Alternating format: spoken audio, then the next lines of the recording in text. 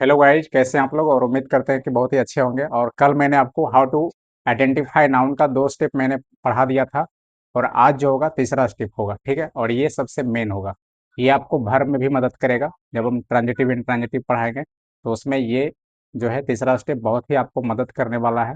ये रटने का चीज़ नहीं है। आपको पहले ही मैंने बोल दिया था कि ग्रामर रट के पढ़ने वाले नहीं हैं, ठीक है। तो हम लोग ऑब्जेक्ट, किसी भी वर्ब के बाद ऑब्जेक्ट है या नहीं, इसको हम आइडेंटिफाई कैसे करेंगे, इसको आज आप लोग को बताने वाले हैं, ठीक है। तो आइए आज पहच पहचानते हैं how to find out object, ठीक है। आज का क्या रहेगा, how to find out object, यानी कि ऑब्जेक्ट को हम लोग कैसे फाइंड आउट करेंगे। और हमेशा आप लोग दो तीन बातों का हमेशा याद रखिएगा कि किसी भी सेंटेंस का सब्जेक्ट या ऑब्जेक्ट या तो वो नाउन होगा या तो प्रोनाउन होगा, ठीक है। और दूसरा याद रखिएगा, अगर सब्जेक्ट सिंगुलर है तो वर्ब भी क्या होगा, सिंगुलर। अगर सब्जेक्ट प्लूरल है तो वर्ब भी क्या होगा, प्लूरल। तीसरा आपको याद रखना है कि वर्ब के बाद ऑब्जेक्ट रह भी सकता है और नहीं भी रह सकता है, बट प्रीपोजिशन के बाद ऑब्जेक्ट हमेशा क्या होता है, फिक्स होता है, ठीक है, नाउन या प्रोनाउन ऑब्जेक्ट के रूप में। लेकिन वर्ब के बाद फिक्स नहीं होता है, इसीलिए आज हम लोग पढ़ने वाले हैं how to find out object, ठीक है। क्योंकि प्रीपोजिशन का तो फिक्स होता है, तो उसका तो फिक्स है तो उसका निकालेंगे नहीं। जिसका फिक्स नहीं होता है उसको हम लोग पढ़ेंगे, क्योंकि वर्ब का फिक्स नहीं होता है, तो वर्ब का ही हम लोग आज निकालेंगे कि वर्ब के बाद ऑब्जेक्ट है या नहीं, ठीक है। एग्जाम में वहीं से क्वेश्चन आता है। ये आपको हर जगह मदद करेगा। अगर कोई बोल देगा कि सेंटेंस में ऑब्जेक्ट है या नहीं, तो आपको तुरंत फाइंड आउट करना है, ठीक है। और अभी हम बताने वाले हैं उसी को कि फाइंड आउट किसे करेंगे, व्हाट और होम से। तो आइए लिखते हैं और आप लोग भी साथ साथ में लिखते जाइए।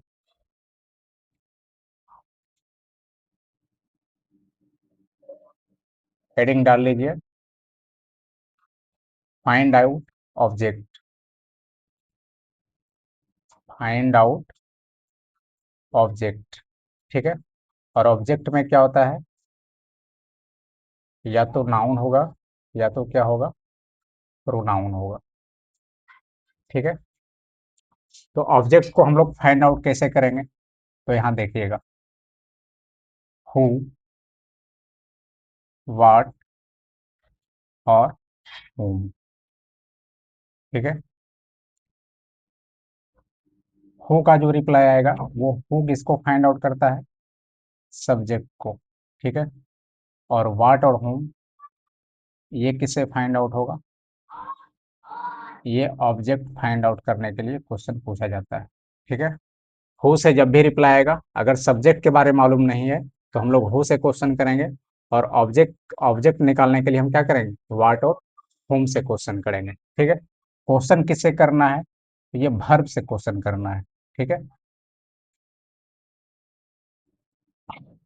ब्रैकेट में लिख देते हैं, वर्ब से क्वेश्चन करना है।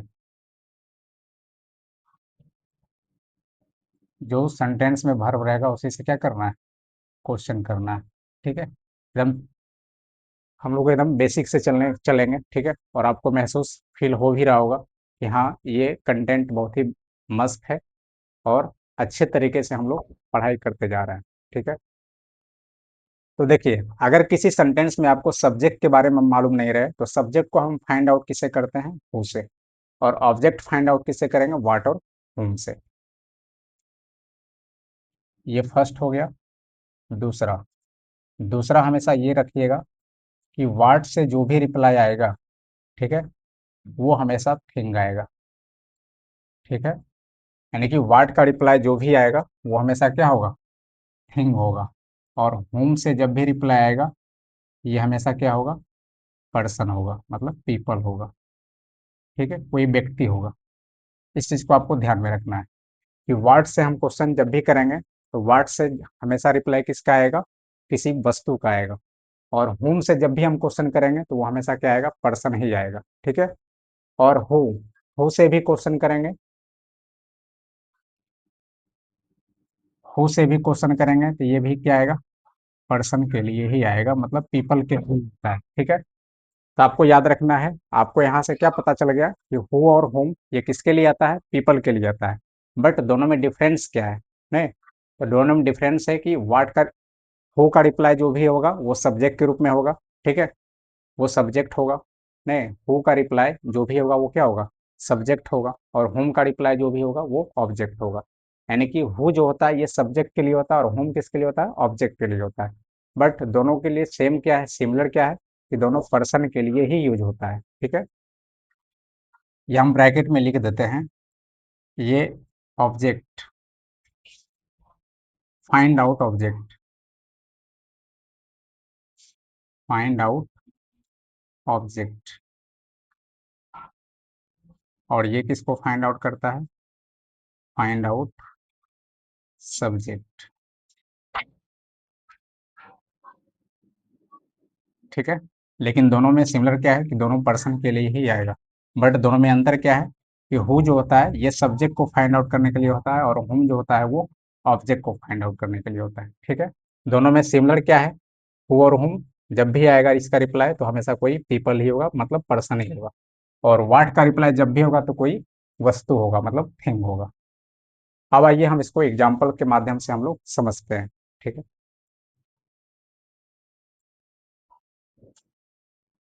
एग्जाम्पल से मैंने लिखा, ही रीड्स अ बुक, ठीक है। अब बताइए कि इस सेंटेंस में ऑब्जेक्ट कहाँ है, तो आप लोगों को रटना नहीं है, ये तो मालूम है कि सर ये क्या होगा, सब्जेक्ट, ये क्या होगा, वर्ब। तो इसके बाद कोई भी वर्ड है तो वो ऑब्जेक्ट ही होगा, ऐसा आपको करना नहीं है, ठीक है। ये ये जो माध्यम है, ठीक है, ये बिल्कुल क्या होगा, गलत होगा, ठीक है। ऐसा नहीं है कि वर्ब के बाद जो भी वर्ड होगा वो क्या होगा, ऑब्जेक्ट ही होगा, ऐसा जरूरी नहीं है। वर्ब के बाद एडवर्ब भी हो सकता है, वर्ब के बाद प्रीपोजिशन भी हो सकता है, ठीक है, वर्ब के बाद एडजेक्टिव भी हो सकता है, तो ये जरूरी नहीं है, तो इसको चेक करना है, ठीक है। डायरेक्ट डायरेक्ट ये नहीं बोलना है कि सर ये रीड के बाद क्या है, ऑब्जेक्ट ही है, ठीक है। तो इसको चेक हम कैसे करेंगे, तो ऑब्जेक्ट को फाइंड आउट करने के लिए मैंने क्या बोला, ऑब्जेक्ट फाइंड आउट करने के लिए दो वर्ड हमेशा लिखना है, क्या लिखना है, व्हाट और whom। तो आप लोग भी जैसे ही इसी माध्यम से आपको भी क्या करना है, निकालना है, और क्या करना है, व्हाट और whom से क्वेश्चन करना है, और किससे क्वेश्चन करना है, तो वर्ब से क्वेश्चन करना है। तो इसमें वर्ब क्या है, रीड, तो हम यहाँ क्या दिए, रीड्स दे दिए, ठीक है, और यहाँ भी क्या दे दिए, रीड्स दे दिए, दोनों में रीड्स दे दिए, अब क्या कर दिए, इक्वल कर दिए, ठीक है। अब देखिए, क्वेश्चन कीजिए क्या पढ़ता है, तो आगे आंसर क्या पढ़ता है, तो बुक पढ़ता है, ठीक है, क्या पढ़ता है, तो बुक पढ़ता है। किसे पढ़ता है, तो इसका रिप्लाई आया नहीं, ऐसे भी नहीं आया, क्योंकि वर्ब के पहले देखना है, वर्ब के पहले नहीं देखना है, क्योंकि ऑब्जेक्ट हमेशा कहाँ होता है, वर्ब बाद होता है। तो वर्ब के पहले आपको नहीं देखना है, वर्ब के पहले तो क्या होता है, सब्जेक्ट होता है। तो वर्ब के बाद आपको देखना है कि वर्ब के बाद ऑब्जेक्ट है या नहीं। तो ऑब्जेक्ट को फाइंड आउट करने के लिए दो वर्ड ये हमेशा आपको लिखना है, एक व्हाट और एक होम। और मैंने आपको फिर लिखा दिया है कि व्हाट, देखिए व्हाट का रिप्लाई जब भी आएगा तो फिर क्या आएगा, वस्तु आएगा, और हु और होम का रिप्लाई जब भी आएगा तो क्या आएगा, कोई पर्सन आएगा, पीपल आएगा। तो देखिए, होम का रिप्लाई कहाँ से आएगा, होम रीड्स। अब देखिए रीड के बाद कोई पीपल है नहीं है, तो ऐसे भी आपको चेक चेक कर लेना है कि होम के बाद, रीड के बाद कोई पीपल है ही नहीं, तो होम का रिप्लाई तो आएगा ही नहीं, ठीक है। अब देखिए इसमें रिप्लाई रिप्लाई किसका आया है, व्हाट का रिप्लाई आया है, तो क्या हो गया, ए बुक क्या हो गया, इस वर्ब का क्या हो गया, ऑब्जेक्ट हो गया। और अगर सेंटेंस में दोनों में से किसी का रिप्लाई नहीं आएगा तो उस सेंटेंस में ऑब्जेक्ट नहीं है, ठीक है। There is no object in the sentence. अगर एक एक का रिप्लाई आया तो उसमें क्या होगा, एक वर्ब होगा, अगर दोनों का रिप्लाई आ गया तो दो ऑब्जेक्ट होगा, ठीक है। अगर एक, मान लीजिए एक रिप्लाई आया तो इस सेंटेंस में ऑब्जेक्ट कितना है, एक ऑब्जेक्ट है। अगर दोनों का रिप्लाई आता तो उस वर्ब के बाद कितने ऑब्जेक्ट होते, दो ऑब्जेक्ट होते, ठीक है। अब आइए next example, bird fly in the sky, birds fly in the sky. अगर इसमें मैंने बोल दिया आपको कि बताइए इसमें, पहले आपको चूज करना है क्या, सेलेक्ट क्या करना है, वर्ब को। तो ये बर्ड्स क्या है, सब्जेक्ट, फ्लाई क्या है, वर्ब। अब इस वर्ब के बाद ऑब्जेक्ट है या नहीं, नहीं तुरंत देखना है कि वर्ब के जस्ट बाद देखना है तुरंत। तो वर्ब के जस्ट बाद ऑब्जेक्ट है या नहीं, तो ये तो आपको नजर आ ही रहा है कि वर्ब के बाद ऑब्जेक्ट नहीं है, ठीक है। फिर भी हम इसको क्या करेंगे, चेक करेंगे। बहुत बच्चा क्या करता है, फ्लाई के बाद देखा, बोल दिया कि सर इंदास का ये क्या है, पूरा ऑब्जेक्ट है। तो यहाँ हमको ऑब्जेक्ट फाइंड आउट किसका करना है, वर्ब का करना है। तो अब देखिए वाट और होम, दो वर्ड हमेशा लिखिएगा। लिखते लिखते आपको क्या हो जाएगा, प्रैक्टिस हो जाएगा। ठीक है, कि वाट और होम बार बार लिखने से क्या हो जाएगा, प्रैक्टिस हो जाएगा। तो वाट फ्लाई और होम फ्लाई, ठीक है, लिख दिए। उसके बाद देखिए क्या उड़ता है, वर्ब के बाद देखना है रिप्लाई। क्या उड़ता है, क्या आसमान उड़ेगा, नहीं। वर्ब के तुरंत बाद देखना है क्या उड़ता है, इसका कोई रिप्लाई आ रहा है, नहीं। किसे उड़ता है, यानी कि इस वर्ब के बाद होम का रिप्लाई जब भी आएगा तो कोई पीपल आएगा। तो किसे उड़ता है, तो होम का भी रिप्लाई नहीं आ रहा, यानी कि इस सेंटेंस में इस वर्ब के बाद कोई ऑब्जेक्ट नहीं है। अब बोलिएगा सर ये क्या है, तो ये प्रीपोजिशन का ऑब्जेक्ट है। ये क्या है, इन क्या है, प्रीपोजिशन, और प्रीपोजिशन के बाद ऑब्जेक्ट क्या होता है, फिक्स होता है। ठीक है, ये वर्ब का ऑब्जेक्ट नहीं है। एग्जाम में वर्ब का ही आता है, जो चीज फिक्स है वो थोड़े आपसे पूछेगा। ठीक है, तो इसी का दूसरा रूप आता है वर्ब में, ट्रांजिटिव और इंट्रांजिटिव। बंद करो आवाज कुकर का। तो देखिए इसमें वाट का रिप्लाई जब भी आएगा तो कोई थिंग आएगा, और होम का रिप्लाई जब भी आएगा तो कोई पीपल होगा। ठीक है, अब मैंने आपको पहले ही बता दिया था कि ऑब्जेक्ट फाइंड आउट किसका करना है, वर्ब का। ठीक है, जब भी आपसे कोई पूछे कि ऑब्जेक्ट फाइंड आउट करो, तो आपको हमेशा फोकस किस पे करना है, वर्ब पे करना है। क्योंकि प्रीपोजिशन के बाद ऑब्जेक्ट क्या होता है, फिक्स होता है। तो प्रीपोजिशन का हमको निकालने की कोई जरूरत नहीं है, और ना कोई हमसे पूछेगा। तो ये प्रीपोजिशन का ऑब्जेक्ट है, ना कि ये वर्ब का ऑब्जेक्ट है। ठीक है, तो हमेशा फाइंड आउट करने के लिए किसका देगा, वर्ब का देगा। तो इस वर्ब के बाद कोई ऑब्जेक्ट नहीं है। ठीक है, अब आइए नेक्स्ट एग्जाम्पल लेते हैं। नेक्स्ट एग्जाम्पल है, he gave me a book. उसने मुझे एक बुक दिया। ठीक है, अब इसमें मैंने आपको पूछ दिया कि बताओ इसमें ऑब्जेक्ट है या नहीं है इस सेंटेंस में। तो आपको सबसे पहले फोकस किस किस पे करना है, सब्जेक्ट पे और वर्ब पे। तो ही क्या हो गया, सब्जेक्ट, और गेव क्या हो गया, V2 है, तो ये क्या हो गया, वर्ब हो गया, मेन वर्ब है। ठीक है, अब फिर से आपको लिखना है कौन सा वर्ड, ऑब्जेक्ट को फाइंड आउट करने के लिए दो वर्ड लिखना है, वाट और whom। ठीक है, ये जब तक आपके टिप्स पे नहीं आ जाए, वाट और whom, बार बार इसलिए बोल रहे हैं लिखने के लिए कि ये प्रैक्टिस हो जाएगा। ठीक है, तो प्रैक्टिस से आपका क्या हो जाएगा, सारा काम आसान हो जाएगा। अब इस पे लिखना है गेव, जो वर्ब है उसको लिख देना है। ठीक है, ऑब्जेक्ट फाइंड आउट करने के लिए वाट और होम दो वर्ड है, इस दो वर्ड को हमेशा पुट करना है। ठीक है, अब इसमें देखिए क्या दिया, तो वाट का रिप्लाई मैंने आपको बता दिया कि वाट का रिप्लाई जब भी आएगा तो कोई क्या आएगा, थिंग आएगा। देखिए यहाँ पे आपको हमेशा फोकस करना है, वाट का रिप्लाई जब भी आएगा तो कोई वस्तु आएगा, और होम का रिप्लाई जब भी आएगा तो कोई पीपल आएगा। ठीक है, और हु और हुम में सिमिलर क्या है कि हु किसके लिए आता है, पर्सन के लिए आता है, और हुम भी किसके लिए आता है, पर्सन के लिए आता है। बट दोनों में डिफरेंस क्या है, कि हुम जो होता है ये फाइंड आउट ऑब्जेक्ट को करता है, और हु जो होता है ये फाइंड आउट सब्जेक्ट को करता है। ठीक है, ये सिमिलर है, ये अंतर है। अब यहाँ पे देखिए व्हाट गेव, क्या दिया, तो वर्ब के बाद देखना है, क्योंकि वर्ब के बाद हमको चाहिए। ठीक है, क्या दिया, तो बुक दिया।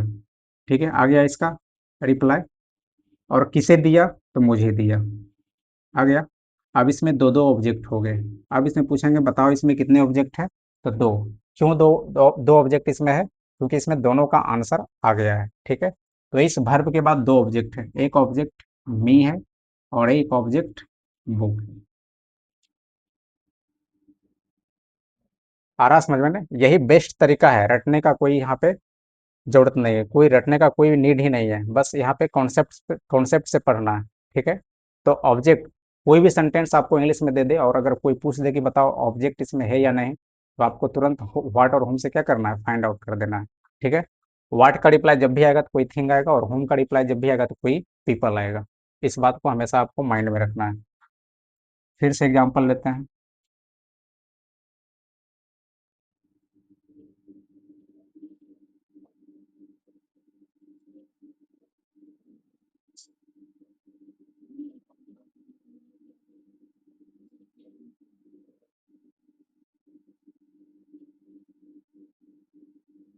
अब इसमें देखिए सीड्स एंड एप्पल।